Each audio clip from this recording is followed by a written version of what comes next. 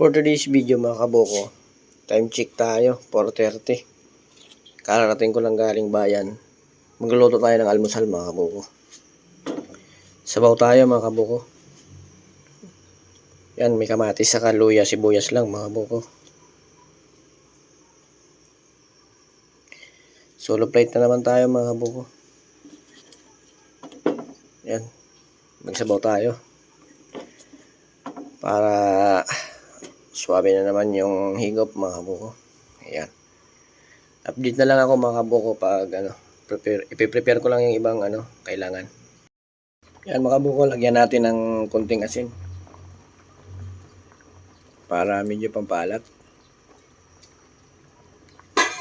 Saka lagyan natin ng magic, sarap-sarap. Yan. Hindi makita. Yan. Magic, sarap.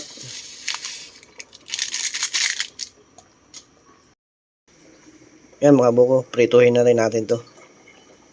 Mainit na yung mantika natin eh.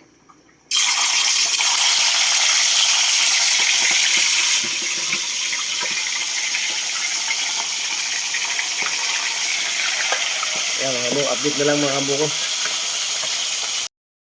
Yan mga buko, ilagay na natin yung dahon ng sibuyas, pinakagulay. Yan o.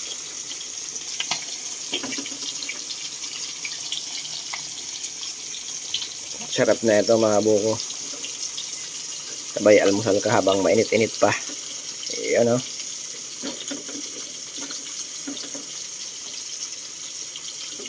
Paaga tayo pumunta ng bayan mga buko. Alas 3 pa lang nasa bayan na tayo. Namili tayo ng saging para pambananak yun. Mamaya. Ayan. Update na lang mga buko ulit. Yan. Almusal lang tayo mga buko. Time check tayo. 5:05. Alas 5 ng madaling araw. Almusal na tayo para maya-maya bago tayo magtinda. May laman yung tiyan. Sarap.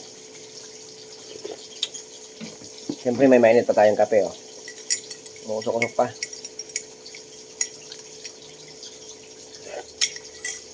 Itong pang partner dyan mga kabuko. Yun o. Daing. Yan. Siyempre, kung yung isda, ay, mainit. Yan mga buko.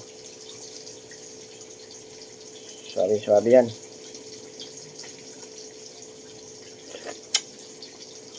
Parang style ng luto na to, ano lang eh. Style chamba lang. Pero sarap.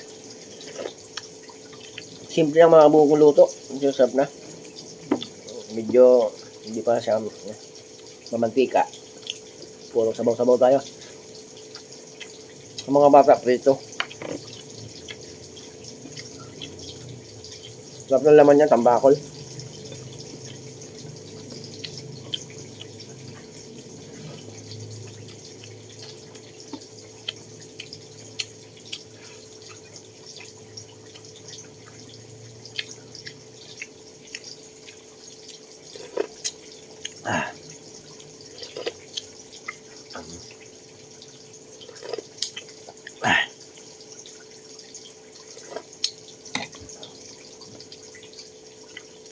Tulog pa yung mga natin kasama sa bahay.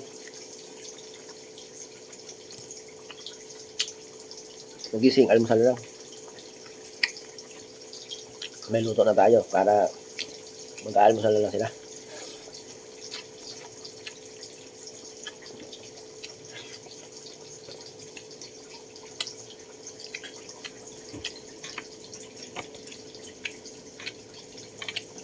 Okay mga kabuko, hanggang dito lang ang aking pagbablog.